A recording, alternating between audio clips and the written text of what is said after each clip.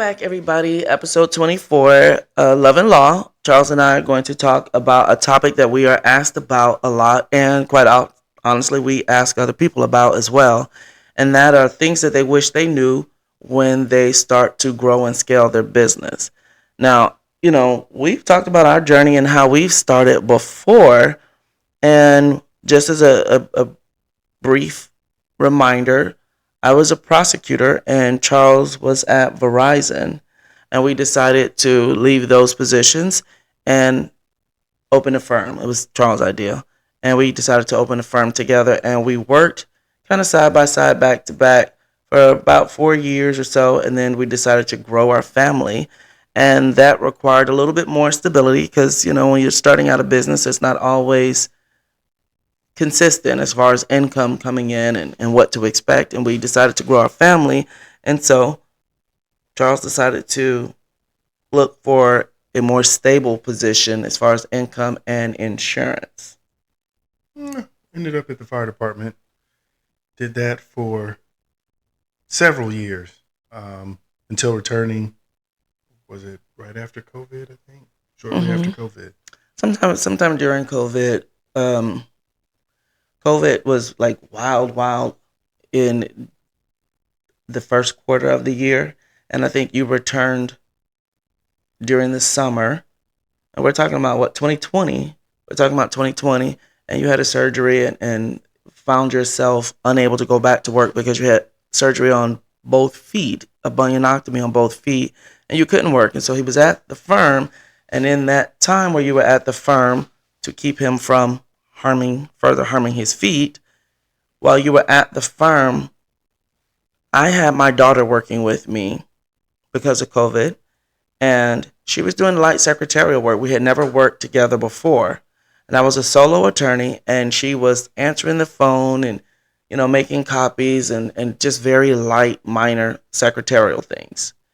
And when Charles had that surgery, he couldn't work, so he came and helped out in the firm. And now we have 3 people. And it was very important. It was a very important, pivotal moment because when Charles came, you were there at that time for approximately a month. And in that month, you made more in that month than you made the whole year at the fire department. Mm-hmm. And at the time, I think your salary was about $68,000. And it was roughly $68,000, and you made that $68,000 in the month, that 1 month that you were there at the firm, and that was a really big eye opener. Now, again, part of that perfect storm, I had decided to get a business coach. I had decided to get a business coach to teach me better how to do what I was doing as a solo practitioner, how to get more organized. And since he was home and COVID had slowed down and everything, you went to that first business meeting with me in Orlando. And so little seeds were planted about working together. There was some resistance from him, and then there was resistance from me. But when the numbers start to calculate and be consistent about what that looked like working together, a decision was made for him to come back. He decided to join the firm back full time. Now, I would say it's been a crazy journey from 2020. In 2020, before Charles came back to the firm, on average, I was making roughly $240,000 a year. Roughly $240,000. And last year, 2025, we settled right around $4 million. And going from $240,000 in 2020 to closing out 2025 at $4 million was a lot of work, sacrifice, just a lot of moving parts to that. But going back in hindsight, I want to discuss the 3 things that I wish I would have known looking back. Our coaches asked us one time before, what is the one thing that you did or didn't do that made that journey harder for yourself? And I thought that was an interesting question because there's a lot of things I did that make that harder than it needed to be. But you don't know that you're making it harder than it needs to be until you go through it. One of the things that I wish I would have known then as we started out that journey, I wish I would have known truly how important my mindset was going to be to everything that I did.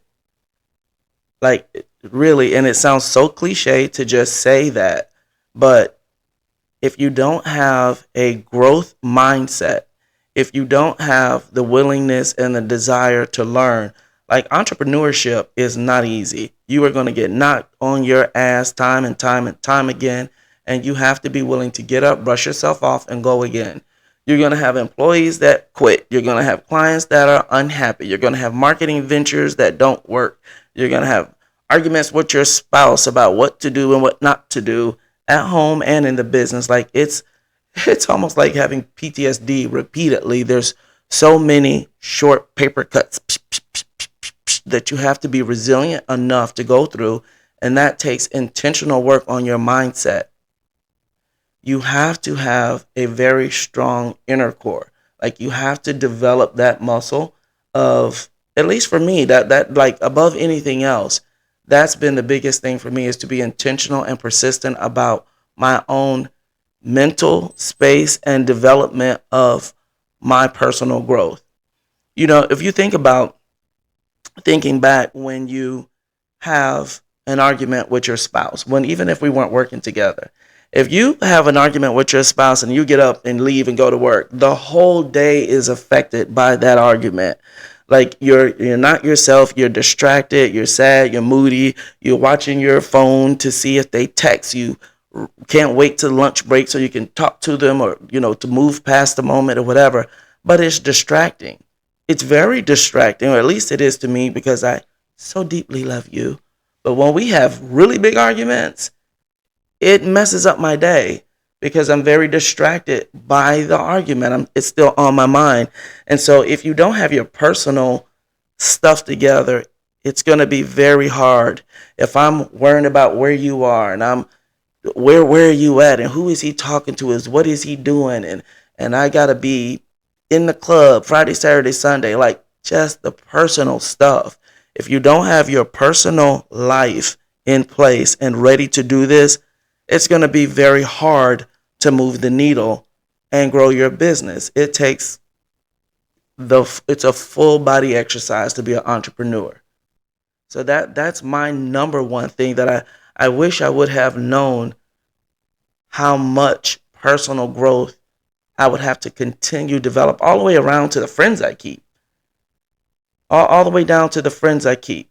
Michelle Obama said in her book, before she became the first lady, she had friends that she had had for a lifetime. But now, as she moved into the next phase of her life and transitioned into the next phase of her life, all of her friends could not go with her. They couldn't gain access. They couldn't maintain their oxygen level as she moved up the ladder, up the mountain.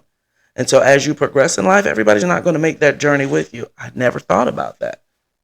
I didn't think about how having people around you and what they're talking about and what they're interested in and what they're focused on, if I'm continuously hearing that and allowing that to be how my day is moving, that it's going to affect the outcome of my day and therefore my productivity and how I move and grow my business. So again, on so many different levels, your personal growth will affect your professional growth. Absolutely. Whether you believe it or think about it or not, it's still happening. What is your one of your main I mean, I guess things? to piggyback off of that, the mindset. I didn't realize how many things that affected. And it was one of those things, I think someone had said, that your personal growth it can never be, your business development can't outweigh your personal growth, because your business is only going to grow as much as you do personally. And as time went on, I understood that if I'm not working on myself as a person, then the business or the entrepreneurship kind of plateaus there and stays stagnant. And the mindset portion of that between reading some of the books and opening my eyes to different thought processes and the 10x is better than 2x, not even understanding it, what that meant. Some of it, Just a I guess the correction, summer it's easier. 10x is easier is than easier than 2x. 2x. Um, some of it, just from the standpoint of, I think, mindset probably is the biggest takeaway, but time, just time. Having experienced some of the things, seeing certain things that even getting to the point to understand that mindset was important, it was just the timing of it. I don't know if early on when we started all this, if you would have said, "Oh, mindset is this, and you need to be working on your personal development," I wasn't in a place to receive that. It took some of it just was the progression of timing and getting old and seeing certain things, and then that opened the door to, oh, you need to change your mindset, and then changing your mindset, these other things started to fall into place and make sense. So mindset, mindset, But and personal growth. you said time. So explain that more. Time, as far as when you first start in any career, you're a baby. There's things that you haven't seen, and you may see when XYZ happens. I've never seen this before. What do I need to do? How do I handle it? 3 years down the line, you can see X and Y happen, and then you're aware, you know what, I know it's coming. This is what I need to course correct and fix it. So I'm just saying, So you're talking about experience. experiences, yes. So having those life experiences, having putting out the same fire over and over and over time, it lent itself to, okay, you can't keep doing the same thing over and over. That's crazy. And with that, how can you fix it? Mindset. Okay, so what is your second? Mindset was my number one. What what is something other than mindset that you wish you would have known going into it that made a big difference for growing the firm?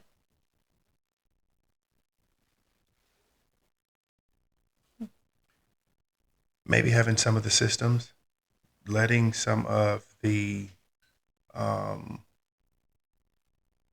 for instance, a CRM, having resources or tools in office that kind of organize things. It it's you working smarter, not harder. Um, where you can have certain things automated. I didn't know that there was a way to automate some of your marketing. Even when it came to the production side, how long it took for us to add some of those tools in there that now tracked what clients were doing, court dates, and those sort of things. I think we went quite some time without those. And then once we got some of those systems in place, actually knowing how to use them, asking the questions of, okay, I needed to do this, this, and this, and understanding what that looked like in the end. So I having tools, having programs, apps, those sort of things to make your work product easier. Spend less time pushing around a lot of papers. hmm That definitely changed the game. It helped us to become a lot more efficient, and then becoming more efficient, more profitable. I would say my second one is the hiring. That was a very scary, one of the most scariest things that I did in growing our firm was the hiring. Now, it was different when our daughter worked for us, and it was different when you returned to the firm to help grow the firm. That's very different. The first time I had to hire an attorney, I was scared. Is an understatement. I was nervous. I had all these ego trips. What if they don't do it like I do it? What if they're not as aggressive in court as I am? What if they're not as smart as me? How are the clients going to respond to not having me? Like, what if they're not productive and I'm just paying a salary and they're not doing their work? So all of those were fears, very serious fears that I have to pay this person a six-figure salary. And so I learned how to make each hire profitable. And those are different steps. But if I make this hire and I'm paying this salary, And then, of course, I have benefits and I have PTO and I have equipment and fees and parking. So it's not just your salary, it's your salary times 20%. That's another conversation for another day. So, how much am I in all in on hiring this person? And how do I make that hire profitable? That was a lesson that changed the game. There's only so many hours in a day, and I could be the best attorney in the world. But even if I build 24 hours a day, I can only earn for 24 hours. Hiring another attorney, that changed the game and it freed up my time to think about the business and growing the business and all the other aspects. And now we have 5 attorneys and we have a full panel of paralegals and a law clerk and legal assistant and a production team. And I think somewhere around 22, 23 employees. Hiring that first employee that wasn't a family member was scary, but also very freeing and liberating. And again, even that decision came back to mindset. Have to get out your head with thinking you're the only person that can do it this way and it has to be you. Now I'm not in court. I don't go to court unless I'm covering for one of our attorneys, and that's very rare. But getting out of your way and hiring people, the first attorney I hired, I wanted to hire somebody that I trusted to represent my name and that I thought she could do as good a job as me or a better. And then I had an exhale moment like, okay, she's going to do it. She's going to get it. And then it was still a struggle because some clients were, she don't do it like Attorney Edwards. I talk junk here, like I talk junk there, like I talk junk in court. And she didn't last long. But so but that wasn't, I wasn't even referring to her. I'm referring to Attorney Bea. The first attorney I hired, that was such a huge mistake. But again, like I said, was it a learning experience? She was lying, dishonest, deceitful. But when we found it out, we let her go. And it was like you literally wasn't even there 30 days. But the next attorney that I hired that is still with us, we still have very different styles. Very much so. Very much so in the courtroom. And Charles would tell people when I was still in the court. One's a slow beat down and the other one's quick and get it over with. I'm more walk in court, punching your throat, let's go to the mat, let's go Mike Tyson type of boxer. And she was more... beat you up for 12 rounds. Yeah. Slowly but surely. Whoop you. And all the same, either way, you lose in the fight. You're going to know that you've been in a fight. Even if you win, it's going to be a fight you're going to remember. We just had different styles, and I had to be mature enough and mature of an entrepreneur enough to know that it does not have to be you. And then we hired a paralegal who was very skilled, beautiful writer.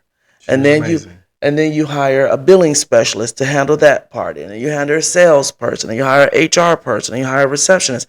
And then you hire all these people who specialize. And as we grow, we continue to learn different things. But narrow the hiring. When we first started out, you were doing multiple things. I was doing multiple things. Everybody had multiple roles. Even our billing specialist was doing a lot of different things. She was helping with marketing, and she was helping with office management stuff. Everything. And now we just need her to just do billing. And we have someone else to handle, someone else office manager, and someone else is this and that. And so the bigger you grow, you niche down those areas and it make you a lot more profitable, because then, we may have had 100 clients and now you have 200 clients. And so what you did to get there will keep you there. But I'm not trying to stay here. I'm trying to move all the way over there. So I have to do something different. And being an entrepreneur, you have to understand mentally where you're trying to go. Because if my goal was to get to 4 million, I could keep everything where it is and I can stay where it is and I don't have to change anything. But it's not my goal. And so if my goal is to continue to grow and scale this business that happens to sell legal services, then I have to continuously be looking to be profitable and efficient. And you do that by having a good service and having a good reputation, and but always also growing personally. You do. You have to grow personally. That's what I was talking about earlier, that if you're not growing personally, then it they're going to be here. They have to grow together. I agree. Because So, what I did to get to 4 million will keep me at 4 million. But if I'm looking to grow the firm to 25 million, then of course I have to continue to develop as an entrepreneur.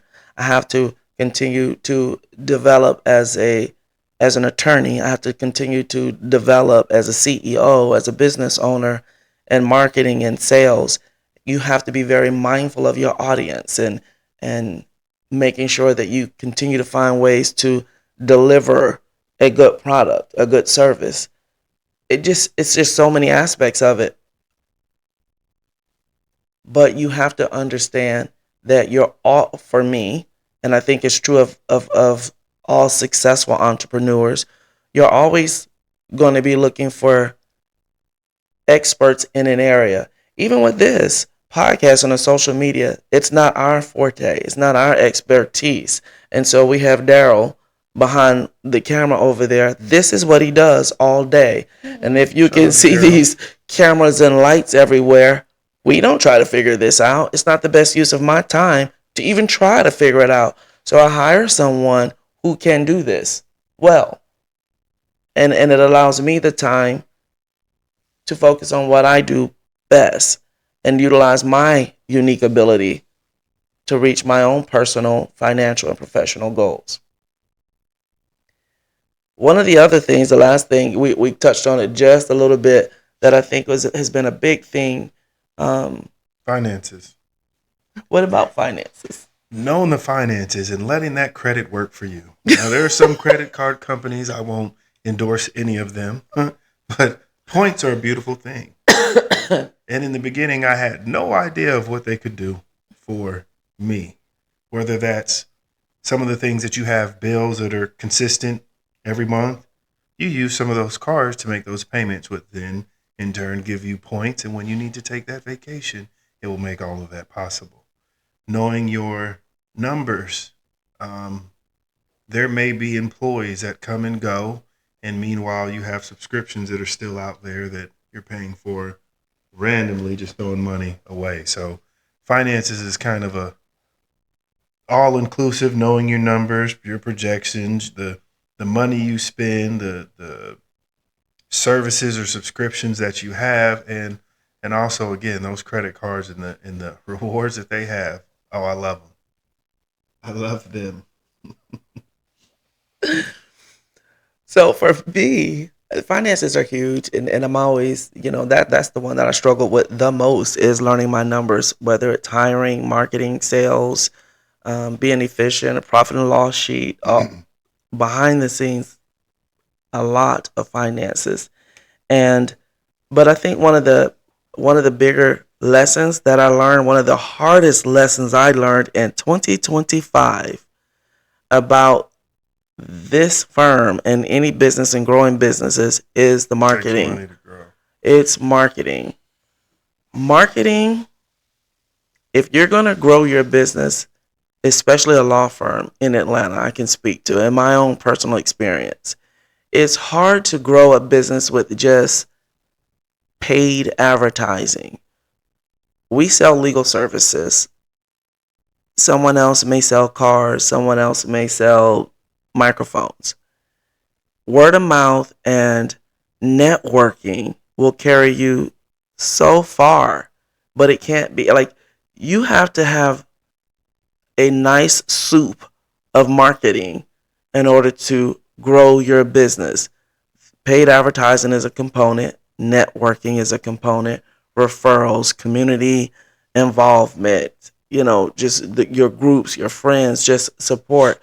No one thing is going to carry you along. If it was, like everybody knows Nike, it is a household name in most houses around the entire globe, and yet they spend millions of dollars every year continuing to market.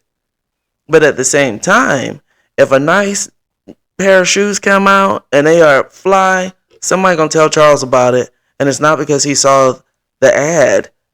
Daryl told him, "Oh, these such and such coming out, man, they feel good." And then Charles is gonna look it up. So it's the combination of the both, and that is true of any business, whether you're selling sneakers or legal services, understanding who your target audience is and how to reach them. And sometimes it's social media, sometimes it's Google, sometimes it's the church event, sometimes it's the next door neighbor. But marketing is a it is such a marketing is the reason why I don't engage back and forth with some of the comments that I see on social media when people are being rude and disrespectful. I can't go back and forth, or I choose not to go back and forth when people are being immature and some of the comments sound like they're coming from a 10-year-old child. And it's not the best use of my time. It affects my energy. It distracts me from what I'm doing. But at the same time, I don't want to appear as immature and childish as They do. as a person commenting. So I don't even look at it most of the time, honestly. But when I do, I have to choose how I want to present myself to the world. And it's And you're always marketing. Everyone's always watching. like literally, So to step outside of, you're to allow always on somebody to brand. bring you outside of your comfort zone can be have detrimental effects. You have to develop a level of control Hmm. to not comment on everything. And as I tell my children, just because someone says something to you, it doesn't always require a response. Some things you just need to let roll off your back like water on a duck. How long did it take for you to get to that point in life? Uh, Meaning that wasn't something that oh, you always felt that way. I have. I've never felt that I've had to respond to everything someone says. Period. I choose what I want to say, and I do have a lot to say most times. But I assure you, I don't comment on everything someone says to me to the point that some might think it's rude if you say something and I choose to ignore you. It's a choice. I'm not going to go back and forth with you. I heard you the first time. I just choose not to engage in some levels of foolishness. I'm not, you know, you think about the conversations that me and you have had before about a lot of people have had fights in school, in elementary school, middle school, junior high. Like, I almost had a fight one time in high school and it didn't happen, but almost. And I've always said I just can't imagine something getting to the level that I'm going to hit someone or someone hitting me. I'm not jaw jabbing back and forth with anybody. So, no, I don't have occasions where I feel like I need to say something to you because you say something to me. But I've never been in a situation where someone's just blatantly in my face, insulting me, calling me names or that either. Because again, I choose the company I keep a little bit more carefully. But I'm just saying I don't feel like I need to respond to negative comments. I just don't feel like I need to. It's a waste of my energy. While you are focusing on what I'm saying, my reality and my thought is, but you're still watching. You have to be watching it in order to make a comment. While you're watching it and developing your comment, I'm on somewhere doing what is important to me. I don't know you. I don't care. So to give you my energy to comment on that seems very But useless. I appreciate the view. It just seems useless. So I would just say in marketing, I'm aware. I am aware of where I am. I am aware of my platform. I'm aware that I'm somebody's mother. Hell, I'm somebody's wife, somebody's daughter, somebody's sister, somebody's attorney. You know, I'm just not going to represent myself and come out of how I choose to live my life to comment on other people. And I believe it brings just a really negative light to myself. So, again, in that marketing, you have to be aware of what you say and be very creative in how you do what you do when you're trying to reach people. Be very aware of the services that you offer. How can we improve our services? How can we make this process easier? It's one of the reasons why we do the podcast. People continue to have questions. And when we were doing social media on Instagram and TikTok, everything was like, you got to explain it in 3 minutes. But it's a lot longer conversation than that. And so we decided to have to develop the podcast and do a podcast so we can have longer conversations and explain information that people continuously ask us about in a longer, more conversational setting. We're in our house. This is actually our house that we're shooting this from. And so we wanted to make it comfortable for us, but we wanted to share our experiences in marriage and raising a blended family and starting over, raising grandbabies, growing a business, like just all the things that we've encountered that people are constantly asking us about. And so just always reinventing yourself and being on brand. And I did not know it would be to this level when we started to grow the firm. Because when we opened the firm, it was 2009 officially. We officially opened in 2009, but I had no interest in growing the firm until 2020. So I was a solo practitioner with one part-time employee. After you went back to the fire department, I had one part-time employee for years. And then COVID hit.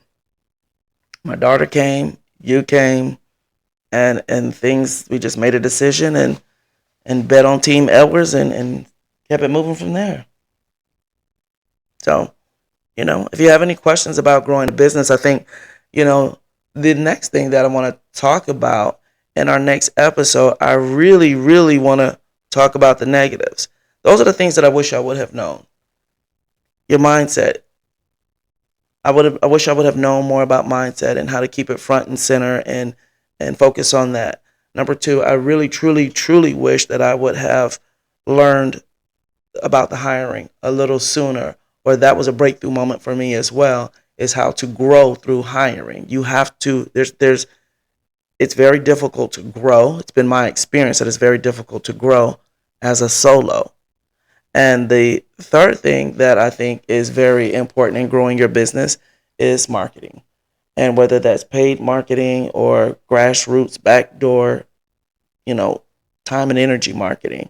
Those are the three things that would have made the journey easier. But I also want to talk about the three things that were the hardest lessons that we've learned.